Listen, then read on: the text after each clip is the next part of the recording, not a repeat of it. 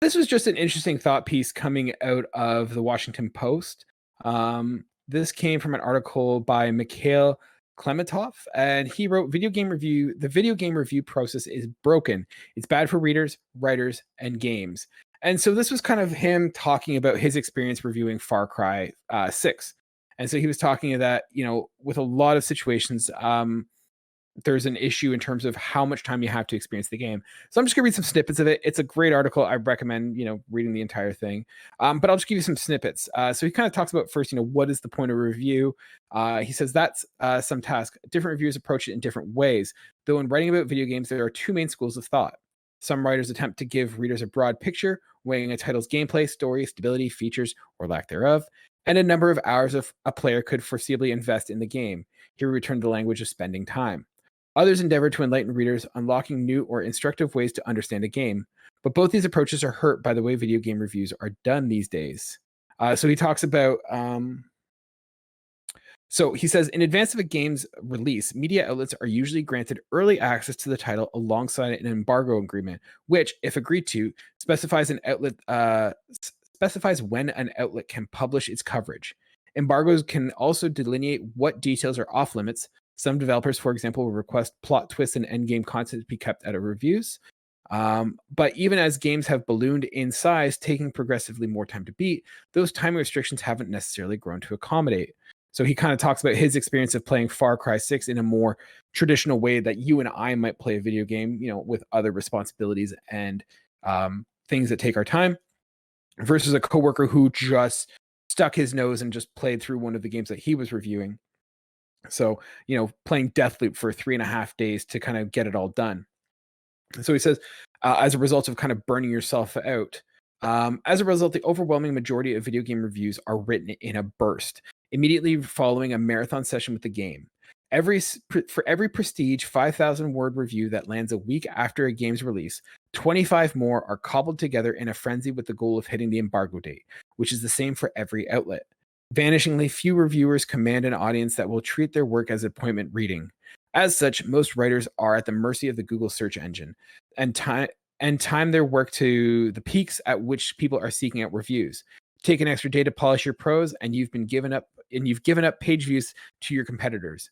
Google's search engine takes a lot of factors into account, but I doubt it has any perspective on the artfulness of a much agonized over introductory paragraph. Does that approach benefit anyone?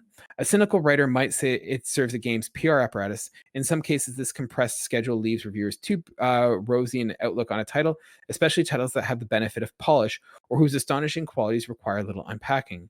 But everyone else ends up worse off. The current regime is bad for writers crunching under a deadline, not to mention the harassment they might get if they get something wrong. And it's bad for readers too if the reviews they turn to are written by someone who's playing a completely different pace, whose objective is to get through the game rather than enjoy it. Adam, what do you think? Is the way that we review games problematic? In every possible term, yes. Okay. Most reviews, I do not read them.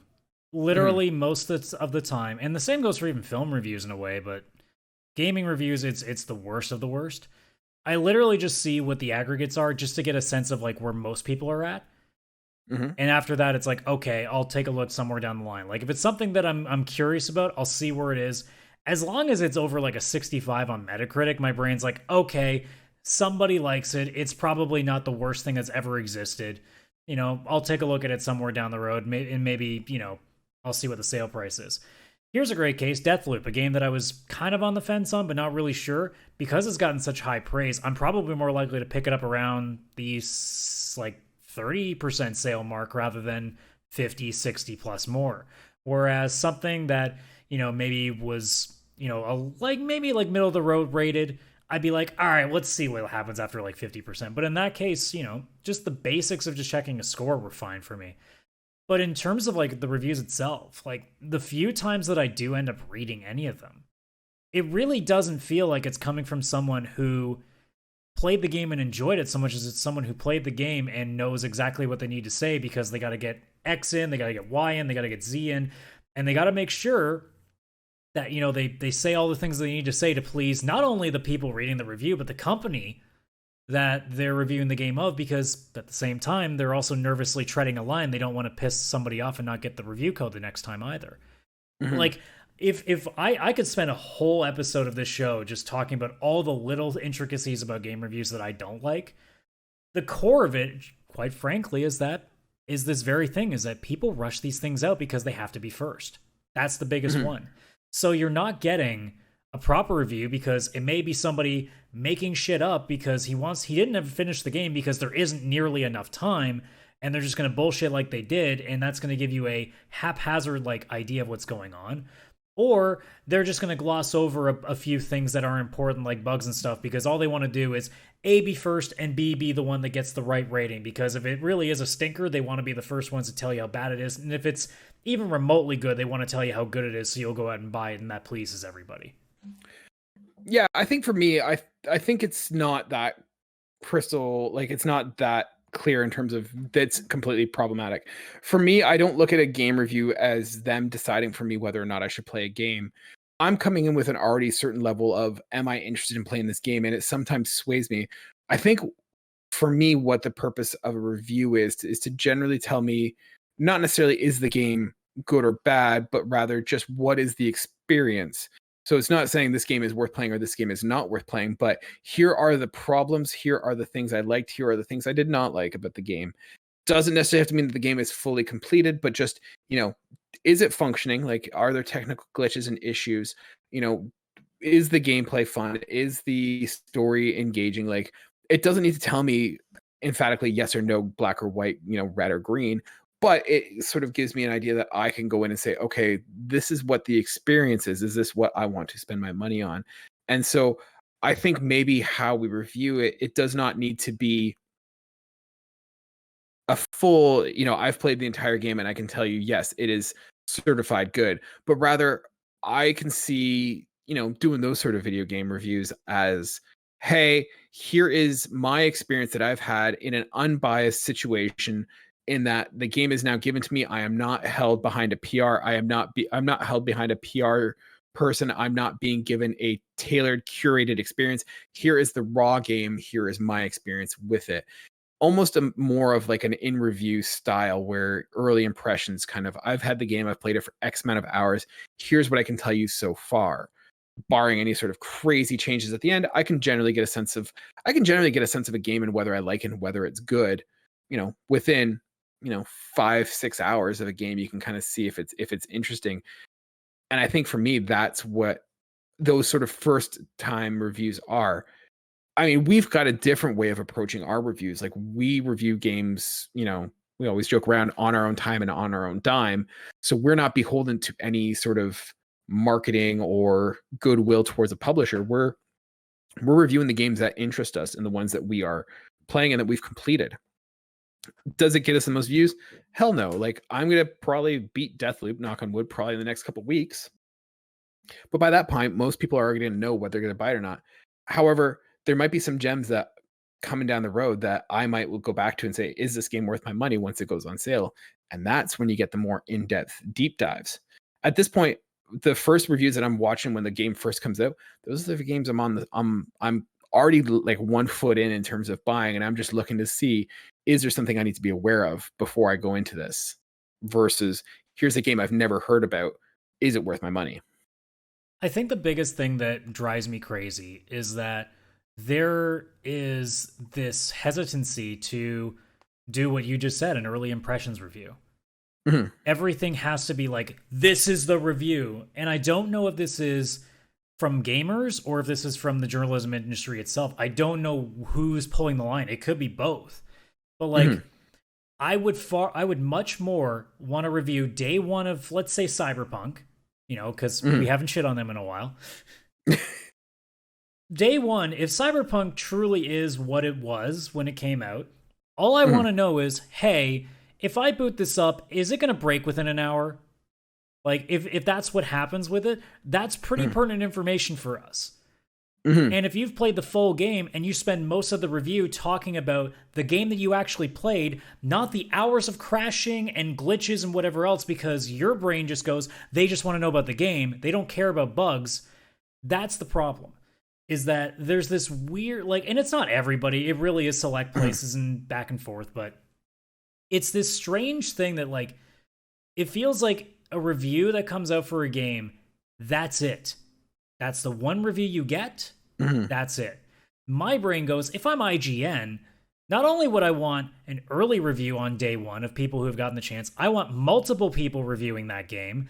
And then when they've actually completed the game, I want them to follow up on it and say, hey, I just finished it now. Taking the stuff that I said from the last review, here's what I can add on to it. Here's what's changed. And they can maybe say, hey, like, I had this game at an 8, but by the time I got to the end, you know what? The story was a little bit lackluster towards the end.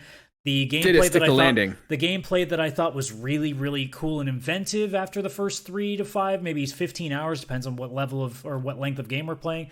Now that I finished it, it did start to drag quite a bit. It's not actually as good as I thought it was. But instead, all you get 3 years later looking at a review is, I love how inventive this game was, the story was really good, blah, blah, blah, and you have no idea about anything from the beginning, middle, and end. You're just assumed that that's the entire game. And I think that's the biggest problem, is that there's that lack of nuance, there's that lack of clarity of what specifically they're talking about. Like, top of the review, the first thing I want to see is not like a paragraph about it. It should say at the top, if you're a professional enough website, it should say, hey, here's how much I've gotten into the game, or here's my length of play that I've, like, roughly. It doesn't have to be like 25 hours, 48 minutes. It's just like, roughly 20 to 25 hours I've played. Like, I'm looking more for just the idea of people to say, like, be a little more transparent of what you've actually done, because a lot of reviews make it look like you've not only played it, but you've completed it to everything. And that's what most people and I feel like that's also sorry, I'm like cutting you off over and over to finish, but no, it's totally fine. I think you're totally right in that having the transparency of, like, hey, here's my first impressions. Here's what they promised us. Does it look like it's delivering? Here's what my experience is. And then once I finish the game, here's like the overall how it stuck the landing. Like, here's what it's delivering. Here's how it stuck. And I think it also is a detriment to some games as well. Like, I think, for example, I think of Days Gone. Days Gone is, I think, one of those games that is a poster child that got screwed over by this way of doing reviews. That game is a long game. And I played Days Gone, and that, I think that game was getting like 6s and 7s when it came out. It was not reviewing well. And I think it's because of the way that the game was set up. Like, it is a long game. And even the way I played it, like, as a general consumer who has a job and a family and things to do, I at times felt that was dragging on, and I could not imagine what it's like to sit there and play it from 8 a.m. until 6 p.m, like, to try and get through that game in marathon sessions would just be a drag. And that's the thing too, like, if you're rushing the game like that, are you really enjoying it? Yeah, that's the thing. Like, you know, if someone said to you, hey, would you like a piece of chocolate cake? You'd say yes, and you would probably enjoy it. However, if someone said, here is a chocolate cake, you need to eat all of it now and let us know what you think, you're not going to enjoy it. You're going to say that was too much, it was overwhelming, I didn't enjoy it. And so it doesn't reflect how us as consumers we play games. I mean, for a lot of us, we're not playing every single new game that comes out and beating it within a weekend. Like, you know, we are stewing with it. We are kind of playing it for a long time. And I think that that's not reflective in how our reviewers and critics are playing it. You and I excluded, because we take our time and we review them on them. And I can already hear some of the arguments that people are having, right? Like, because we just mentioned, like, the playing it, like, for 10 hours straight, trying to get it done. And I know people are saying, oh, I don't have a problem with that. I can play games for 10 hours straight, not have an issue. Let me ask this follow-up question to those people. Are you playing that game at your own leisure, at your own pace? Because that's not what the journalist is doing. They're playing it because they know they have a time limit. Not only do they have 10 hours to beat this game, but they also still have to write the article up. They have to get it proofread. They might have to make some alterations. And they're thinking already of what they're going to write while they're playing said game. They're not truly enjoying it. They're maybe, like, at best 75% focused on what they're doing. So, like, you versus the journalist are two completely different play sessions, even if it's the same number of hours. They're playing with 5 other things going on in their brain. Not to mention, there's probably, like, stuff their boss is telling them. There's more games they got to do. There's maybe a podcast they got to get set up soon. Maybe there's another article that they've still got to send in that they need to get done by the end of that day too. There's a lot more to it than just me sitting down at my desk and playing Horizon, you know, Forbidden West when it comes out for basically 12 hours as soon as it comes out. There's a big difference there. Yeah. And I think that's that comes down once again to what we're talking about is what are you looking for from the review? Are you looking for a quick one that just kind of confirms what you are already thinking, what you already feel about the game? Or are you looking for someone to actually sway you one way or another towards the game? And I think that there's two different audiences for those. Well, there's actually a third. The other one is what's the score, because that's all I care about. That's true. Which is another problem, but that's nothing the industry can control, because there's just going to be those people that just they live and die off of 7, 8, and 9s because apparently there's no other number that exists in the game rating system. 10s are bought and 6s are garbage. Yep.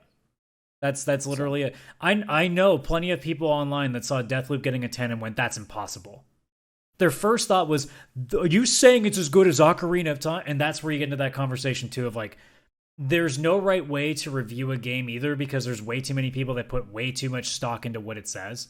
When in reality, all that review, like you said, should be to just sway you or at least warn you of what you're walking into.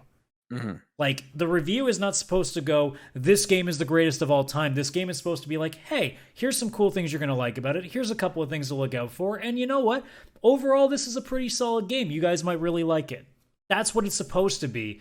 But people have turned it into it's the same with like the Game Awards, where people take all that stuff like it actually means something. It's like, it's arbitrary like scores or rewards to something that realistically, no matter how many reviews you read of it, you may not find the one that's even remotely tailored to you either, because we're all going to have a different view on everything.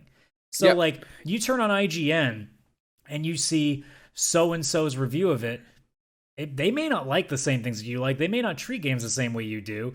And you're just going to see that 9 out of 10 and be like, oh, I'm going to love this game. And then you play it, and to you, it might be a 6. And you're like, well, what the hell? Well, I mean, I think you and I are the best example. Like, we are two different people. And some people might, listen to my untimely reviews and be like, man, Kaylan loves The Last of Us and is not into JRPGs. He's got fantastic taste. And then they listen to me and be like, fuck that guy. Man, what a weeb. I am not buying what that guy says. Like, it's exactly how that works. And so like, it's the same with movie reviews. You need to find someone who shares similar interests and values and, opinions, and kind of lean on those and sort of see. But I think the idea of having to, like, we treat video game reviews like movie reviews, and it's different because movie is a smaller commitment. It's 2 hours, and it is somewhat predicated on one key aspect, and that is storytelling. And you could talk about score and cinematography and acting and all that crap, but let's be honest, it doesn't matter in the end. Like, no one's watching a movie and say, man, the story was garbage, but that score, that acting, like, just made up for everything. It's different with gaming. Like, you could have a game that has terrible gameplay, or sorry, that can have like a mediocre story but fantastic gameplay, or mediocre gameplay but a fantastic story. Like, there's more nuance in terms of what goes into a game. And I think having this idea that you have to play the entire thing to get a review and rush, like, it's better to rush a review and get it out versus to have, hey, here's an early impressions based on my experience that I would play similar to what you would experience, right? Yeah, and I mean, there's one factor you're also forgetting between game and movie reviews. The movie experience is going to be the same every single time.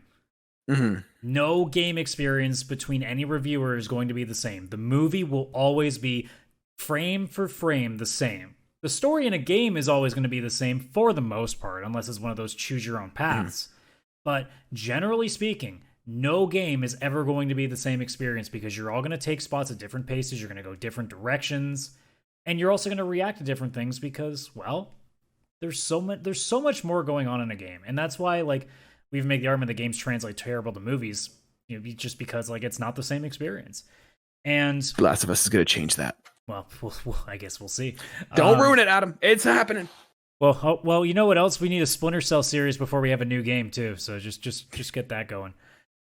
No, but like, really, in the end of all of this, it's like, dude, we really need, like, and this is mostly going to come from us because we're the reasons it's like this, us gamers. We've got to start taking better care of how we treat reviews. That's the biggest thing. I thought you were talking about us as like reviewers, and I'm like, Adam, we're not big enough that we're making an impact on this. Well, okay, well then for us, the reviewer, we need to play more games apparently and rush them out really, really fast, because that's how the industry does it. Yeah.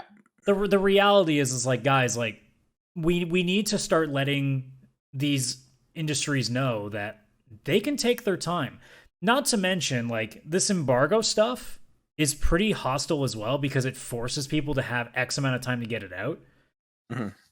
It should just be, guys, either make sure you give a month in advance for people to get the game and get it over with, or here's a great idea. Let's just all get like not play it until day one and people actually have to, you know, properly do reviews and stuff. But then again, if there was no early copies, then it would just be an even bigger race. So I guess that doesn't help. So let's give that month. And if it's not ready by then push your goddamn release date back, because here's another hot take. Finish your fucking game before you release it. Cyberpunk. You got it. You got it this time. You're good. I did.